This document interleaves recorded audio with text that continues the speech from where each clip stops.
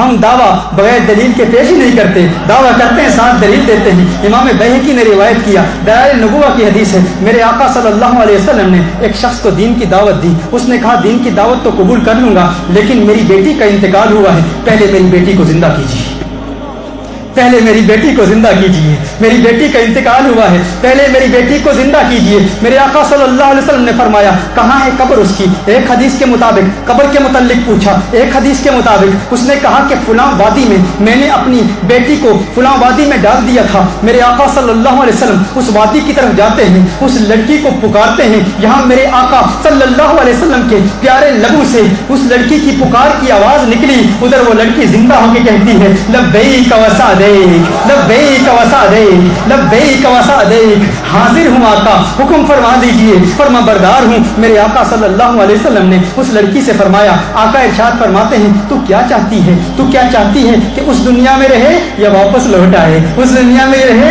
یا واپس لوٹ آئے؟ حضور نے آپشن کیوں دی؟ ارے زندہ کر سکتے ہیں، واپس لا سکتے ہیں، تو اسی لیے کہا نا، اور وہ کلام کر رہی ہے، اسی پر محققین نے کہا وہ در حقیقت زندہ ہو چکی تھی، اس نے کہا نہیں اب مجھے اللہ سے پیار ہو گیا ہے، اب مجھے آخرت کی دنیا سے پیار ہو گیا ہے، میں وہی رہنا چاہتی ہوں۔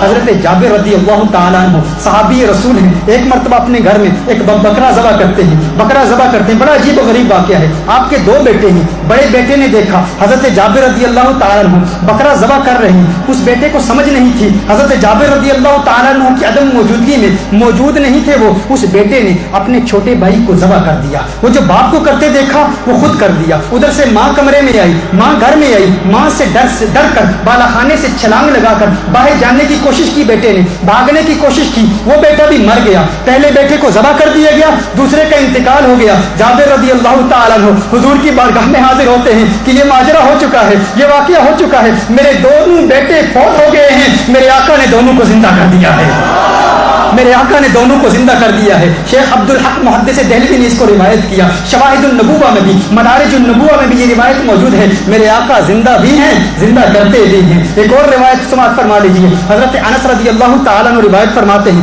ایک انصاری نوجوان ہے، ایک انصاری نوجوان اپنی ماں کے ساتھ مدینہ المنورہ میں جا رہا ہے، مدینہ المنورہ کی جانب ہجرت کر رہا ہے، ماں اس کی بوڑھی ہے، ماں اس کی اندھی ہے، بچے کو دیکھتے ہیں وہ بیٹا لیٹا ہوا ہے، انصاری بیٹا انتقال ہو جاتا ہے، اس کا فوراً فوت ہو جاتا ہے۔ صحابہ نے، تابعین نے اس ماں سے افسوس کیا، ماں اندھی ہے، بوڑھی ہے، اس نے کہا کیوں افسوس کر رہے ہو، میرے بیٹے کا انتقال ہو گیا ہے؟ انہوں نے کہا انتقال ہو گیا ہے۔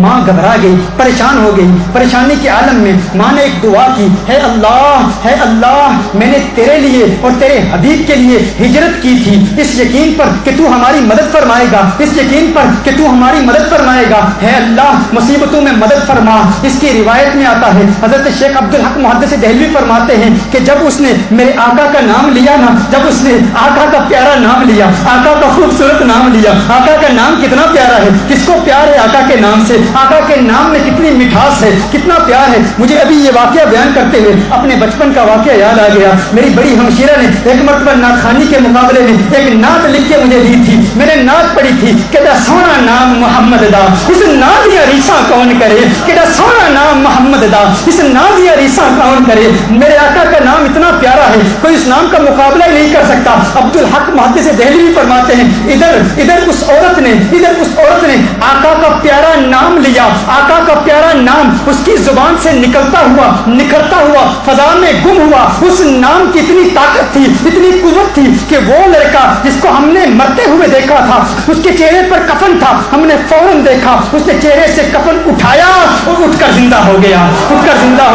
وہ زندہ بھی ہیں، زندہ کرتے بھی ہیں، زندہ بھی ہیں، زندہ کرتے بھی ہیں۔ یہی حضرت جابر رضی اللہ تعالیٰ عنہ میرے آقا صلی اللہ علیہ وسلم کی بارگاہ میں ایک بکری ذبح کر کے لاتے ہیں، آقا کو کھلاتے ہیں، صحابہ کو کھلاتے ہیں، سب صحابہ اس بکری کو کھاتے ہیں۔ جب صحابہ نے اس بکری کو کھایا، میرے آقا نے ارشاد فرمایا اس بکری کی ہڈیوں کو پھینکنا نہیں ہے، اس بکری کی ہڈیوں کو سنبھال کے رکھنا ہے۔ صحابہ نے بکریوں کی ہڈیوں کو سنبھال کے رکھا۔ میرے آقا صلی اللہ علیہ وسلم نے اس بکری کی ہڈیوں کو جمع کیا۔ جب جمع کیا نا مدینے والے آقا نے، تاجدار مدینہ نے جمع کیا تو اس پر ہاتھ پھیرا، یوں ہاتھ پھیرا اور کچھ کلمات پڑے، وہ بکری فوراً زندہ ہو گئی، اور بکری میں حیران ہوتا ہوں جب غور کرتا ہوں اس روایت پر۔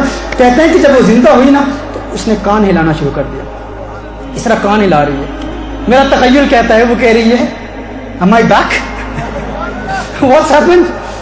What happened to me? I was gone. میں تو چلی گئی تھی, میں واپس کہاں آ گئی ہوں. لیکن اسے کیا پتا مدینے والے کے ہاتھ لگے ہیں. یہ دستے مصطفیٰ کی برکت ہے, میرے آقا کے ہاتھوں کی برکت ہے.